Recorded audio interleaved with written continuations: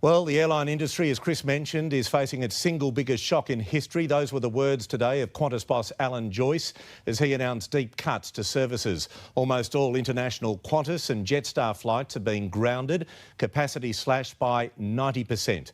Massive cuts are also being made to domestic services, reduced by 60% until the end of May. Professor Bamber is an aviation expert at Monash University and author of the book Up in the Air. He joins me via Skype from Melbourne this evening. Professor, you've just heard the news that Chris Ullman brought us about the government stepping in to help our airlines. What's your analysis of that? Well, good evening, Peter. It's a good move for the government to help airlines, but the government should be more careful about the way it does help airlines than it was about the way it helped the car industry, for example, which accepted the grants and bailouts and so on and then decided to leave the country. So government should manage that assistance very carefully and put some key conditions on. What sort of conditions would you think that need to be put into this help that they're going to give the airlines?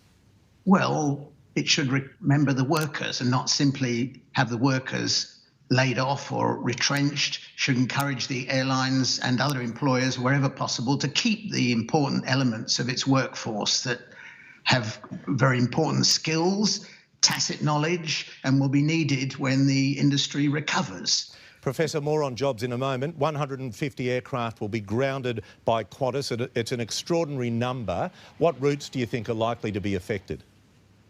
Well, the trunk routes, the thick routes between Sydney, Brisbane, Melbourne are likely to still have reasonably good service. They're very well served currently, so there is scope for reducing capacity.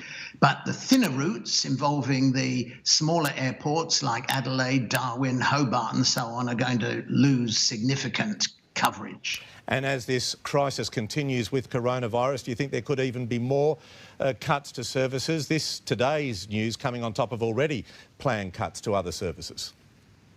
Yes, of course there will be, and airlines are hemorrhaging around the world. It's a very volatile industry. Airlines operate on thin margins, and we've seen an airline go bankrupt only recently in the UK, the major regional airline there, Flybe.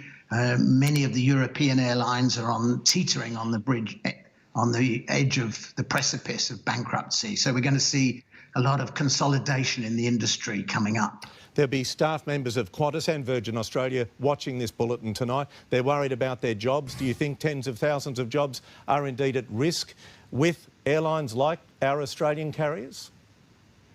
Of course, many jobs are at risk, but the government and other commentators like me and you should encourage the airlines to be responsible as employers and not simply throw out the workers, but encourage them to take unpaid leave or paid leave or sabbaticals or spend time on professional development, retraining and so on, rather than immediately retrench these important people. OK. Professor Bamber from Monash University, thank you for joining us tonight. Thank you and all the best. Thank you, sir.